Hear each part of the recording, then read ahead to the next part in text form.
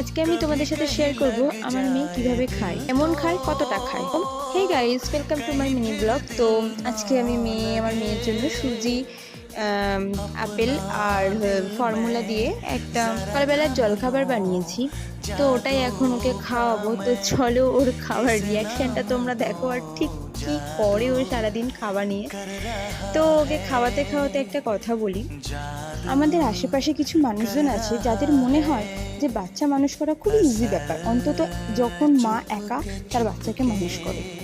সেই বাচ্চাটাকে ধরার বা তাকে দেখার মতো কেউ থাকে না, সাপোর্টিভ কেউ থাকে না, তখন সেটা কতটা কষ্টকর সেটা সবাই বোঝে না।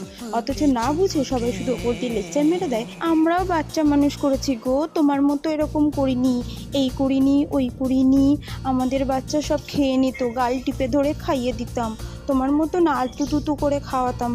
আর কথায় কথায় বলতে থাকে, কি কাজ থাকে গো তোমার সারাদিনে, তুমি জামা কাপড় দিনের বেলা কাচতে পারো না, রাতে করো, তোমার কোনো কাজ দিনের বেলা হয় না, ঠিক টাইমে খেতে পারো না, সকালের খাবার দুপুরে, দুপুরের খাবার রাত। তো কাকিমা, যখন আপনি একটা বাচ্চা নিজে একা দায়িত্বে রেখে মানুষ করবেন, তখন আপনি বুঝতে পারবেন ঠিক কতটা কষ্ট হয় একটা বাচ্চাকে মানুষ করতে। আর তারপরে বাচ্চাটা যখন খাওয়া নিয়ে বায়না করে, খেতে চায় না, বদমাইশি করে, তখন আরও কত কষ্ট হয় সেটা সেই মাটাই বোঝে যে বাচ্চাটাকে মানুষ। তো অহেতুক না জেনে বুঝে না দূর থেকে লেকচার মারতে আসবেন না, পারলে আসুন আমার বাচ্চাটাকে ধরুন আর আমি আমার কাজগুলো করি, তাহলে দেখবেন আমি ঠিক টাইমে খাচ্ছি, ঠিক টাইমে ঘুমাচ্ছি, ঠিক টাইমে শুচ্ছি, সব কাজই ঠিক টাইমে হচ্ছে। তো যাই হোক, তোমরা দেখতেই পেলে আমার মেয়ে ঠিক কতটা বদমাইশি করে খাওয়ার সময়। ও একদমই খেতে চায় না, আমি কি করে যে খাওয়াবো, কত কিছু বানিয়ে বানিয়ে ওকে খাওয়াই, কিন্তু কিছুই খায় না। আমার সারাদিন এইভাবেই চলে যায়। তো আজকের মতো এখানেই বাই।